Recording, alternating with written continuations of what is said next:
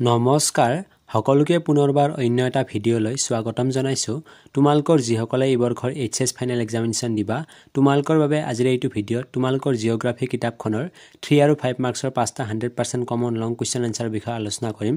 আৰু ইয়াৰে যিকোনো এটা কোৱেশ্চনছ তোমালকৰ এই বৰ্ষৰ এক্সামত আহিবই সো তোমালকে ভিডিঅ'টো অকনো স্কিপ নকৰাকৈ ভালকৈ চাই থাকিবা ইয়াতে প্ৰথম কোৱেশ্চনছটো দিয়া আছে পৃথিৱীৰ জনসংখ্যাৰ বৃদ্ধিৰ বিষয়ে চমুকৈ লিখা এই কোৱেশ্চনছটো এই বৰ্ষৰ এক্সামৰ বাবে খুব ইম্পৰ্টেন্ট হয় সো এটো ভালকৈ চাই থবা ইয়াৰ এনসাৰটো হৈছে একবিংশ শতিকাৰ আৰম্ভণিতে পৃথিৱীৰ মুঠ জনসংখ্যা আছিল 623 কোটিৰ অধিক আদিম কালত পৃথিৱীৰ মুঠ জনসংখ্যা নিচেই কম আছিল মানুহে কৃষি কাৰ্য শিকাৰ পিছৰে পৰা হেই কালচোৱাত পৃথিৱীৰ মুঠ জনসংখ্যা আছিল মাত্ৰ 8 নিযুত খ্ৰীষ্টীয় প্ৰথম শতিকাত পৰ্যন্ত এই জনসংখ্যা অতি মন্থৰভাৱে পায় সেই সময় 8 নিযুতৰ পৰা মুঠ জনসংখ্যা 300 নিযুত কাক চাপিছিল এনেকৈ মন্থৰ গতিৰে 1600 খ্ৰীষ্টাব্দত পৃথিৱীৰ মুঠ জনসংখ্যা আছিল মাত্ৰ 500 নিযুত আনহাতে পৰৱৰ্তী মাত্ৰ 4টা শতিকাত এই জনসংখ্যা দ্ৰুত গতিত বৃদ্ধি পায় 1999 চনত পৃথিৱীৰ মুঠ জনসংখ্যা হৈছিল গৈ 623 কোটি 16 আৰু 17 শতিকাৰ সময়ছোৱাত পৃথিৱীব্যাপী বাণিজ্য অৰ্থনীতি আৰম্ভ হৈছিল ইয়াৰ ঠিক পিছৰে পৰা পশ্চিম ইউৰোপীয় ৰাষ্ট্ৰসমূহত উদ্যোগৰ বাবে নতুন জলপথৰ আৱিষ্কাৰ হয় আমেৰিকা অষ্ট্ৰেলিয়া আদি ৰাষ্ট্ৰৰ লগত মানুহৰ পৰিচয় গঢ়ে চিকিৎসা বিজ্ঞানৰ উন্নতিৰ লগে লগে মৃত্যুৰ হাৰ কমি অহাৰ ফলত 19বিংশ শতিকাৰ আৰম্ভণিৰ পৰাই সমগ্ৰ বিশ্বতে জনসংখ্যাৰ বৃদ্ধিৰ হাৰ তুলনামূলকভাৱে অধিক হয় ঠিক সেইদৰে সাম্প্ৰতিক কালত বছৰি গড়ে 8 কোটিতকৈ অধিক জনসংখ্যা বৃদ্ধি পাব ধৰিছে সো এই কোৱেশ্চনছটো খুব ইম্পৰ্টেন্ট হয় এই বৰ্ষৰ এক্সামৰ বাবে এইটো ভালকৈ চাবা এতিয়া নেক্সট কোৱেশ্চনটো লৈ জনসংখ্যা নিয়ন্ত্ৰণৰ কাৰণসমূহৰ বিষয়ে আলোচনা কৰা নাইবা এই কোৱেশ্চনছটো এনেকৈ দিব পাৰে যে জনসংখ্যা বৃদ্ধি ৰোধ কৰা ব্যৱস্থাবোৰৰ বিষয়ে চমুকৈ আলোচনা কৰা এই কোৱেশ্চনছটো এই বৰ্ষৰ এইচএছ ফাইনেল এক্সামিনেশ্যনৰ বাবে খুব ইম্পৰ্টেন্ট হয় সো এটো ভালকৈ চাবা ইয়াৰে এনসাৰটো হৈছে জনসংখ্যা বৃদ্ধিৰ অন্তৰালত থকা অন্যতম প্ৰধান কাৰণ হ'ল নিৰক্ষৰতা সমাজৰ সকলো শ্ৰেণীৰ লোকৰ মাজৰ পৰা নিৰক্ষৰতা দূৰ কৰিব পাৰিলেহে জনসংখ্যা বৃদ্ধি ৰোধ সম্ভৱ হ'ব নিৰক্ষৰতা দূৰ কৰিব পাৰিলে সমাজৰ পৰা অন্ধবিশ্বাস আৰু কুপ্ৰথাসমূহ নিৰ্মূল কৰিব পৰা যাব সমাজৰ সকলো শ্ৰেণীৰ লোকৰ সহযোগিতাই জনসংখ্যা বৃদ্ধি ৰোধ কৰাত সহায় কৰিব পৰিয়াল পৰিকল্পনাৰ প্ৰধান পদক্ষেপ হ'ল জন্ম নিয়ন্ত্ৰণ চৰকাৰে গ্ৰহণ কৰা পৰিয়াল পৰিকল্পনাৰ কাৰ্যক্ৰমসমূহে যাতে সমাজৰ সকলো শ্ৰেণীৰ লোককে স্পৰ্শ কৰিব পাৰে তাৰ প্ৰতি লক্ষ্য ৰাখিব লাগিব জনসংখ্যা নিয়ন্ত্ৰণৰ উদ্দেশ্য প্ৰস্তুত কৰা আঁচনিসমূহ সমাজৰ সকলো শ্ৰেণীৰ মানুহৰ মাজত প্ৰচাৰ কৰি ৰাজ্যক বৰ্ধিত জনসংখ্যাৰ সৃষ্টি কৰা সমস্যাবোৰৰ প্ৰতি সজাগ কৰিব পাৰিলেহে আঁচনিবোৰ ফলৱৰ্তী হ'ব জনসংখ্যা নিয়ন্ত্ৰণৰ সামগ্ৰীৰ সহজলভ্যতায়ে বৰ্ধিত জনসংখ্যা ৰোধ কৰাত অৰিহণা যোগায় ওপৰৰ আলোচনাৰ পৰা দেখা যায় যে জনসংখ্যা বৃদ্ধি ৰোধ কৰাটো প্ৰতিটো কাৰকেই গুৰুত্বপূৰ্ণ আৰু এটা আনটোৰ ওপৰত নিৰ্ভৰশীল উদাহৰণস্বৰূপে নিৰক্ষৰতা দূৰ কৰিব পাৰিলে সমাজৰ পৰা অন্ধবিশ্বাস কুপ্ৰথা আদি নিৰ্মূল হ'ব তেতিয়াহে মানুহ পৰিয়াল পৰিকল্পনাৰ প্ৰতি সচেতন হ'ব আৰু চৰকাৰী আঁচনিসমূহৰ সফল ৰূপায়ণত সহযোগিতা আগবঢ়াব পাৰিব সো এই কোৱেশ্চনছটো ভেৰি ইম্পৰ্টেন্ট হয় এইটো ভালকৈ চাই থবা এতিয়া কোৱেশ্চনছ নম্বৰ 3 লৈ কোৱেশ্চনছ নম্বৰ 3 লৈ আগবঢ়াৰ আগতে তোমালকলৈ সৰু এটা ৰিকুৱেষ্ট তোমালকৰ যদি কোনোবাই এই চেনেলটোত প্ৰথমবাৰৰ বাবে আহিছা বা নতুনকৈ চাই আছা তেতিয়াহলে এই চেনেলটোক এতিয়াই সাবস্ক্ৰাইব কৰি কাষত থকা বেল আইকনটো অলপ প্ৰেছ কৰি থৈ দিয়া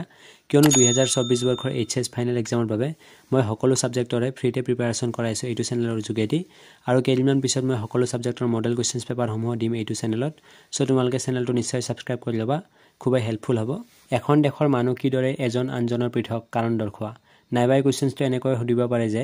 এখন দেশৰ মানুহ কেনেকৈ আন এখন দেশৰ মানুহৰ লগত পাৰ্থক্য দেখা যায় ইয়াৰ কাৰণসমূহ লিখা সো এই কোৱেশ্চনছটো ভেৰি ইম্পৰ্টেন্ট হয় এই বৰ্ষৰ এক্সামৰ বাবে ইয়াৰ এনসাৰটো হৈছে পৃথিৱীৰ প্ৰতিটো অঞ্চলৰে জীৱন যাপন প্ৰণালী একে নহয় সামাজিক পৰিৱেশৰ ধৰণকৰণ আদিও বেলেগ বেলেগ হয় এই ভিন্নতা এখন দেশৰ মাজতো পৰিলক্ষিত হয় এখন দেশৰ সাধাৰণতে গ্ৰাম্য আৰু পৌৰ দুয়োটা বসতিৰ অঞ্চললৈ দেখা যায় গ্ৰাম্য অঞ্চল আৰু পৌৰ চহৰ অঞ্চলৰ মানুহৰ জীৱন ধাৰণ প্ৰণালীৰ মাজত বহুতো পাৰ্থক্য পৰিলক্ষিত হয় গ্ৰাম্য অঞ্চলৰ লোকসকলৰ কৃষি কাৰ্য সংগ্ৰহ আৰু পশুপালনৰ দৰে প্ৰাথমিক খণ্ডৰ জীৱিকাধাৰী হোৱাৰ পৰিৱৰ্তে চহৰ অঞ্চলৰ লোকসকলে উদ্যোগ বাণিজ্য শিক্ষা সেৱা উদ্ভাৱন গৱেষণা আদিৰ দৰে ক্ৰমে দ্বিতীয় তৃতীয় আৰু চতুৰ্থ খণ্ডসমূহত মকৰল হৈ থকা দেখা যায় অৰ্থাৎ গ্ৰামাঞ্চলৰ লোকসকলে প্ৰকৃতিৰ উৎসৰ পৰা সম্পদ আহৰণ কৰে আৰু চহৰ অঞ্চলৰ লোকসকলে ইতিপূৰ্বে আহৰণ কৰা সম্পদসমূহৰ মানদণ্ডৰ উন্নয়ন আৰু বিতৰণ প্ৰক্ৰিয়াত জড়িত হয় ধৰ্মই একেখন দেশৰে মানুহ এজনক আনজনৰ পৰা পৃথক কৰে ধৰ্ম অনুসৰি মানুহৰ ৰীতি নীতি ধ্যান ধাৰণা বেলেগ বেলেগ হয় হেহে একেখন দেশৰ ভিন্ন ধৰ্মী মানুহৰ মাজত পাৰ্থক্য পৰিলক্ষিত হয় বহু ভাষা প্ৰচলিত দেশত ভাষায়ও এজন ব্যক্তিক বেলেগ ভাষাৰ ব্যক্তি এজনৰ পৰা পৃথক কৰিব পাৰে তদুপৰি জাতি আৰু জনজাতি অনুসৰি ব্যক্তিৰ মাজত পাৰ্থক্য পৰিলক্ষিত হয় ভিন্ন জাতিৰ লোকসকলৰ আচাৰ আচৰণ বেলেগ বেলেগ হোৱাৰ উপৰি ভিন জনজাতিৰ লোক আৰু জনজাতীয় আৰু অজন জাতীয় লোকৰ মাজতো পাৰ্থক্য পৰিলক্ষিত হয় তেওঁলোকৰ ৰীতি নীতি আচাৰ ব্যৱহাৰ খাদ্যভাস সাজপাৰ আদি জৰিয়তে এনেদৰে অৰ্থনীতিৰ ভেটি জীৱিকা ধৰ্ম ভাষা আচাৰ ব্যৱহাৰ ৰীতি নীতি সামাজিক ব্যৱস্থা আদিৰ ভিন্নতাই এখন দেশৰ এজন মানুহক আনজনৰ পৰা পৃথক কৰে সো এই কোৱেশ্চনছটো ভেৰি ইম্পৰ্টেন্ট হয় এইটো ভালকৈ চাই থবা এতিয়া কোৱেশ্চনছ নম্বৰ 4 লৈ বিজ্ঞান আৰু প্ৰযুক্তিবিদ্যাই জনসংখ্যা কেনেদৰে বৃদ্ধিত সহায় কৰে নাইবা এই কোৱেশ্চনছটো এই ধৰণে সুধিব পাৰে যে জনসংখ্যা বৃদ্ধিত বিজ্ঞান আৰু প্ৰযুক্তিবিদ্যাই কিদৰে সহায় কৰিছে লিখা ইয়াৰে এনসাৰটো হৈছে এটা নিৰ্ধাৰিত সময়ৰ ব্যৱধানত নিৰ্দিষ্ট চাৰিসীমাৰ ভিতৰত ঘটা অধিবাসী জনসংখ্যাৰ বৃদ্ধিকে জনসংখ্যা বৃদ্ধি বুলি কোৱা হয়। জনসংখ্যা বৃদ্ধিৰ বিভিন্ন কাৰণসমূহৰ ভিতৰত বিজ্ঞান আৰু প্ৰযুক্তিবিদ্যাৰ উন্নতি অন্যতম। পূৰ্বতে মহামাৰী বা অন্যান্য সংক্ৰামক বেমাৰৰ কবলত পৰি বহুতো মানুহ মৃত্যুৰ মুখত পৰিছিল, কিন্তু বিজ্ঞান আৰু প্ৰযুক্তিবিদ্যাৰ উন্নতিয়ে বিভিন্ন প্ৰতিষেধক আৱিষ্কাৰ কৰি এনে বেমাৰসমূহ নিয়ন্ত্ৰণলৈ আনিবলৈ সক্ষম হৈছে। চিকিৎসা বিজ্ঞানৰ উন্নতিৰ বাবে টিউবাৰকলছিছ বেমাৰ পূৰ্বৰ দৰে দুৰাৰোগ্য হৈ থকা নাই। এই উন্নতিৰ ফলতে পলিঅ'ৰ দৰে সমস্যা ভাৰতবৰ্ষৰ পৰা 100% নিৰ্মূল হৈছে। বিজ্ঞান আৰু প্ৰযুক্তিবিদ্যাৰ উন্নতিৰ ফলস্বৰূপে চিকিৎসা বিজ্ঞানৰ বিভিন্ন বিভাগ তথা বেমাৰসমূহৰ ওপৰত গৱেষণা হ'বলৈ ধৰিছে, যাৰ ফলত বিভিন্ন প্ৰতিষেধক আৰু ঔষধ আৱিষ্কাৰে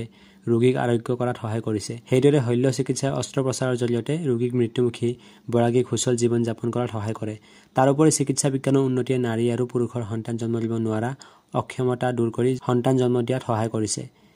এনেদৰে বিজ্ঞান আৰু প্ৰযুক্তিবিদ্যাৰ উন্নতিয়ে মানুহৰ মৃত্যু হাৰ হ্ৰাস কৰি আৰু মানুহৰ সক্ষমতা দূৰ কৰি জনসংখ্যা বৃদ্ধিত সহায় কৰে। সো এই কুৱেশ্যনটো এই বৰ্ষৰ এক্সামৰ বাবে খুবেই ইম্পৰ্টেণ্ট হয়, এইটো ভালকৈ চাই থবা।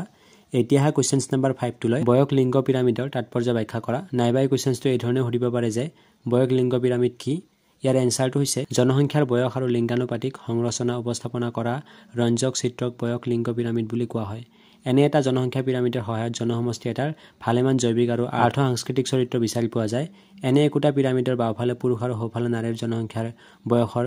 ঊৰ্ধ্বক্ৰমত জনসমষ্টিটোৰ মুঠ জনসংখ্যাৰ শতাংশ স্কেলত উপস্থাপন কৰা হয়। চিত্ৰবোৰত আনুভূমিকভাৱে অংকন কৰা প্ৰতিটো স্তম্ভ বয়সৰ সমান ব্যৱধানত অংকন কৰা হয়। বয়স লিংগ পিৰামিডৰ ভূমিয়ে যিদৰে শিশুক বুজায়, ইয়াৰ শীৰ্ষভাৱে বয়সীয়া লোক প্ৰতিনিধিত্ব কৰে। সো এই কুৱেশ্যনটো খুবেই ইম্পৰ্টেণ্ট হয়, এইটো ভালকৈ চাই থবা। তোমালোকক মই ইয়াতে এটা এক্সট্ৰাকৈ কুৱেশ্যন দি থৈছোঁ আৰু এই কুৱেশ্যনটো খুবেই ইম্পৰ্টেণ্ট হয়, সো এইটো ভালকৈ চাবা। কুৱেশ্যন নম্বৰ 6 হৈছে পৃথিৱীৰ জনসংখ্যাৰ বয়স গাঁথনিৰ বিষয়ে চমুকৈ আলোচনা কৰা। এই কুৱেশ্যনটো ভেৰি ইম্পৰ্টেণ্ট হয়, সো এইটো ভালকৈ চাবা। ইয়াৰ এনসাৰটো হৈছে পৃথিৱীৰ প্ৰতিখন দেশৰ জনসংখ্যাৰ গাঁথনি ভিন ভিন। সেয়ে পৃথিৱীৰ প্ৰতিখন দেশৰ জনসংখ্যাৰ বয়স গাঁথনিৰ ভিন্নতাও পৰিলক্ষিত হয়। তৃতীয় বিশ্বৰ বহুতো দেশত নৱজাতক অথবা শিশুৰ সংখ্যাধিক্য হোৱাৰ বিপৰীতে এনে দেশৰ জনসমষ্টিত বয়সস্থ লোকৰ সংখ্যা ক্ষিপ্ৰ গতিত কমি যায়। Nigeria, Bangladesh, boondi, Burkina face প্ৰভৃতি দেশত জনসংখ্যাৰ গাঁথনিৰ এনে দৃশ্য দেখিবলৈ পোৱা যায়। অষ্ট্ৰেলিয়াৰ ক্ষেত্ৰত 60 বছৰমানৰ বয়সৰ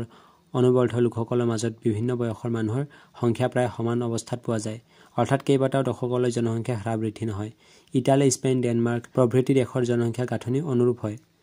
আনহাতে Japan, Latvia, Ukraine, Estonia, Russia আৰু ভূমধ্যসাগৰীয় ইউৰোপৰ বহুকেইখন দেশৰ ক্ষেত্ৰত জন্মহাৰ ক্ৰমে কমি অহা হেতুকে শিশু অথবা কিশোৰৰ তুলনাত প্ৰাপ্তবয়স্কৰ সংখ্যাহে অধিক। উদাহৰণস্বৰূপে জাপানত 50 পৰা 55 বছৰ বয়স সীমাৰ ভিতৰত মুঠ জনসংখ্যাৰ 8% মানুহ পোৱাৰ বিপৰীতে 5 বছৰ অনুৰ্ধ শিশুৰ সংখ্যা 4.5%তকৈও কম।